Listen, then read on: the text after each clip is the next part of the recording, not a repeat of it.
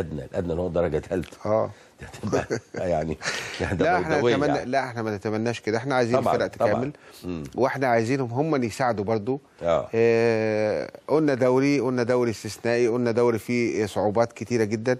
الناس اللي جت دي في ظروف صعبه جدا، يمكن في حاجات كتيره عملناها هتحس بيها اعضاء الجمعيه العموميه في الانديه، والانديه هيحسوا بيها في الفتره اللي جايه. نعم. الظروف كانت صعبه قويه جدا، يمكن حتى لما ابتدينا لسه هنشتغل جال اتحاد الكره اتحرق، بقت صعوبه الاتصال حتى باللجان، حتى بالموظفين بقت صعبه جدا. النهارده يعني كابتن مازن مرزوق مثلا النهارده عامل اجتماعه فين في الهدف. انا كنت موجود في الاتحاد.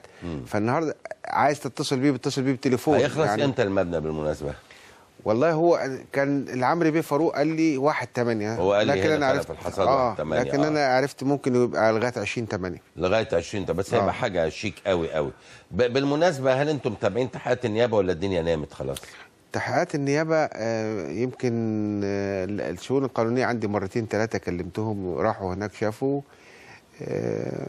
ما افتكرش يعني انها هنوصل لحل فيها يعني. هل في اسماء متحدده بالاسم متهمين في هذا الامر؟ لا احنا بالنسبه لنا ما اتهمناش حد، احنا اتهمنا لان انا لما سئلت قلت لو انت محتاج للوكيل نيابه، لو انت محتاج الصور اجيبها لك بتاعه الناس اللي كانت قاعده، لان كانت متصوره كلها دي.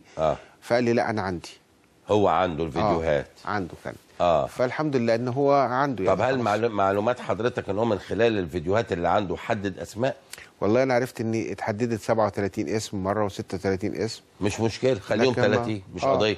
بس هل اتبعت لهم، هل اتمسكوا، هل اتسالوا؟ لا ما فيش حاجه، ما عرفناش حاجه لغايه دلوقتي. لغايه دلوقتي؟ لا مفترض ان انتم متابعين المحكمه. لا ما فيش لغايه دلوقتي حاجه خالص. حضرتك قلت في كلامك واضح ان الدنيا هتنام. ما فيش مش باينه فيها حاجه يعني. مش باينه. لا سبحان الله. سبحان الله. حركه سريعه في مصر. الحركه سريعه قوي. سريعه جدا في مصر.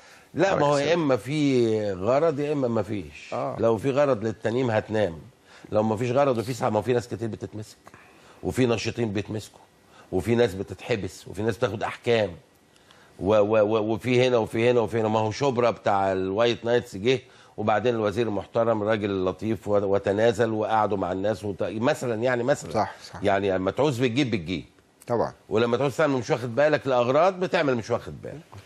بالظبط. واضح ان احنا شايفين واضحه ان الدنيا مريحه قوي يعني. مريح وخلاص ان هيتعمل لهم المكان وخلاص على كده. دي الاعمال الانشائيه اللي عندكم، احنا برضو بعتنا كاميرا نصورها ده، بس كده لسه ما كانتش بدات دي. يا لا